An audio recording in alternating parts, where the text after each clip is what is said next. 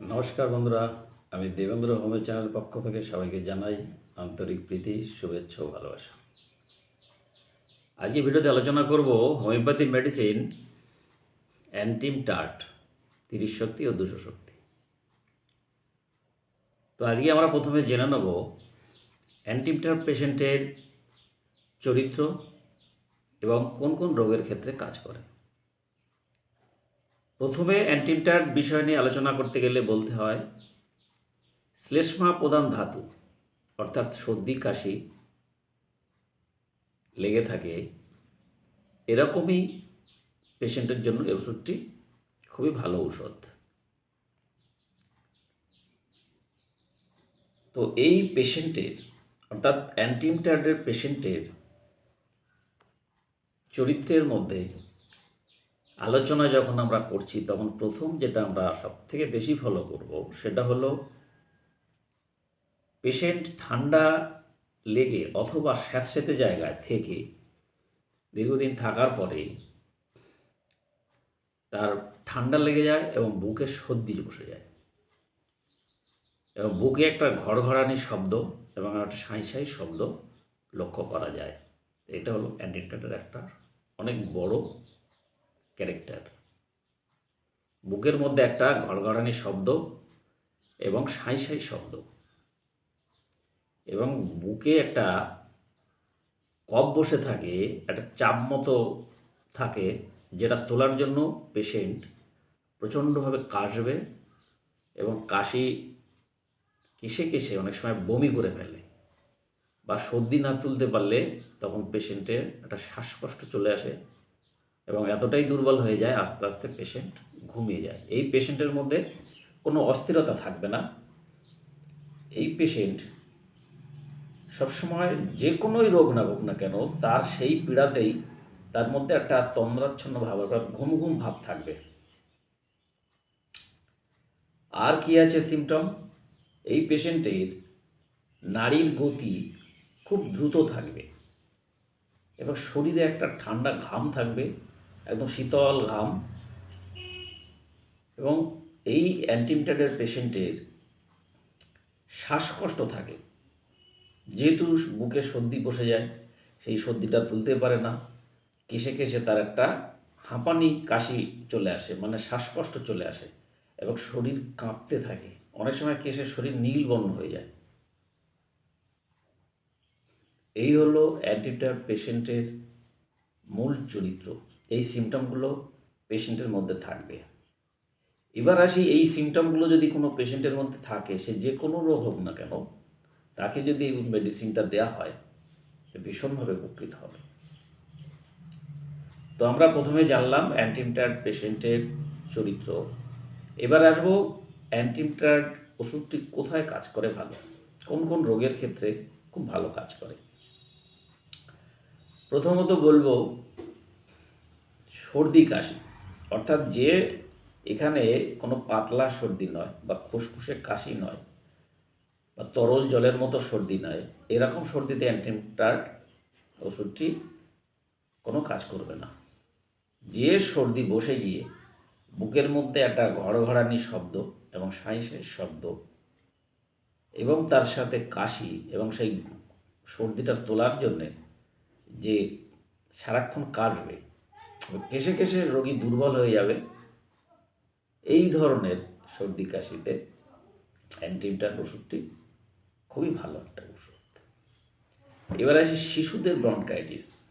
অনেক সময় বাচ্চাদের ঠান্ডা লেগে বুকের সর্দি বসে যায় এবং সেই সর্দির থেকে একটা ঘড়ঘড়ানি আওয়াজ এবং সাঁই সাঁই শব্দ শিশুর বুকের মধ্যে বা গলার মধ্যে একটা লক্ষ্য করা যায় এবং শিশু কেশে কেশে এতটাই দুর্বল হয়ে যায় যে সে মায়ের কোলে ঘুমিয়ে যায় এবং তাকে কেউ যদি টাচ করে সে রেগে যায়। এমনকি ডাক্তার যদি তার নাড়ি দেখতে চায় হাত ধরে, সেটাও করতে দেয় না, এতটাই অস্বস্তি বোধ করে এবং মায়ের কোলে থাকতে শিশু পছন্দ করে। এবার আসি, অনেক সময় সন্তান ভূমিষ্ঠ হওয়ার পর, অর্থাৎ শিশু ভূমিষ্ঠ হওয়ার পর তার শ্বাসরোধ যদি হয়ে যায়, মানে শ্বাস আসছে না, সেক্ষেত্রে অনেক সময় ডাক্তাররা কী করে, পিঠে চাপড় মারে বা জলের ছিটে মারে, তাতেও যদি না হয় তাহলে এই ওষুধটি যদি সেই শিশুকে খাওয়ানো যায় তাহলে ভালো এখানে একটা রেজাল্ট পাওয়া যায়। এছাড়া হাম বসন্তের মতো রোগ যদি শরীরে কারো হয় এবং পুরো না বেরিয়ে অর্ধেকটা বেরোলো না, সেটা বসে গিয়ে অনেক সময় দেখা যায় যে ছেলেদের আহ, জ্বর আসছে, আহ, আহ, জ্বর আসছে, সাথে একটা কষ্ট, মানে মনে হচ্ছে যেন প্রচণ্ড কাশছে এবং তার মধ্যে একটা আহ, গলায় ঘড়ঘড়ানি শব্দ, এরকম ধরনের সিমটম লক্ষ্য করা যায়। তাহলে সেক্ষেত্রে আহ, এই ওষুধটি ভীষণভাবে উপকারী, অর্থাৎ হাম বসন্তের রোগে এই ওষুধটি ভীষণভাবে উপকারী। এবার আসি জ্বর।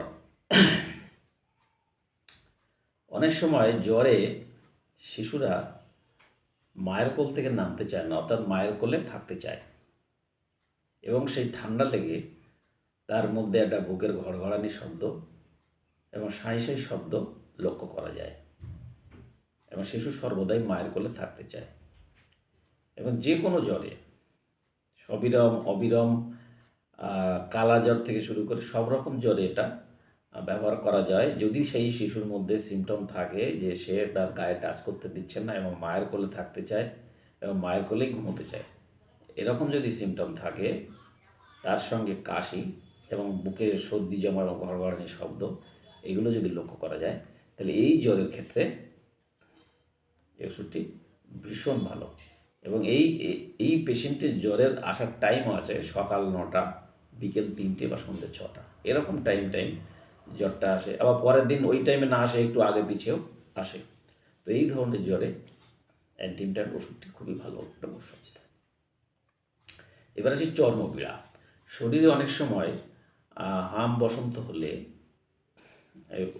সেই সমস্ত উদ্ভিদের মধ্যে যদি কোনো গর্ত টাইপের দেখা যায়, যে গর্ত হয়ে গেছে, এই ধরনের চর্মপীড়ার ক্ষেত্রে এই ওষুধটি ভালো কাজ করে।